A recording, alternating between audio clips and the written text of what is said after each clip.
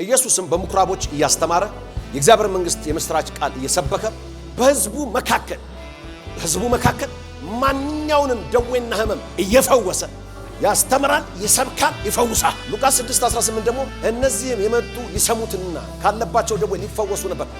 ሊሰሙትና ሊፈወሱ ሊሰሙት ይመጣሉ፣ ይፈወሳሉ። እኔ የሚያመኝ ሂሞራይድ ነበር። ለ40 ዓመት በእኔ ላይ ነበር። ሐኪም ቤት ሄዳለሁ፣ ኪኒን ነው የሚሰጡት፣ ምንም ጥቅም የለውም። አሁን ሂሞራይዱን መቼ ተፈወስክ? እኔ ማክሰኞ ዕለት ፈዋሹ ኢየሱስ የሚለውን ትምህርት ሲያስተምር ተነቅሎ ወደቀ። አዎ ዋ እግዚአብሔር የተመሰገነ። አረ እግዚአብሔርን አክብሩ በጭብጨባ ፕሬዝ ጋድ። እኔ ፈዋሽ አምላክ ነኝና ይላል አዲሱ አሮጌ ትርጉም። ይሄኛው ትርጉም ይላል ፈዋሻችሁ እኔ እግዚአብሔር ነኝና።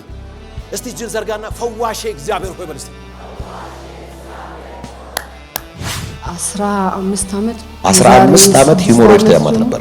እሺ ዛሬ 6 ዓመት ደግሞ ሰርጀሪ ተሰርቻለሁ። የዛሬ ዓመት በቃ ሌላ ታሪክ ነበረ። በጣም ሁሌ ብሊዲንግ ነበረ፣ በጣም ነበረ እና በዚህ ዓመት ብሶ በጣም ያምሽ ነበር።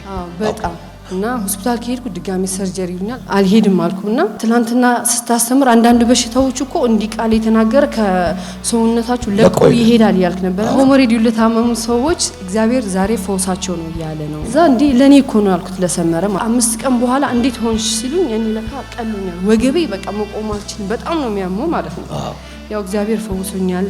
እግዚአብሔር ነፃ ወጣሽ። አሁን ከዛ በኋላ ምንም የለም።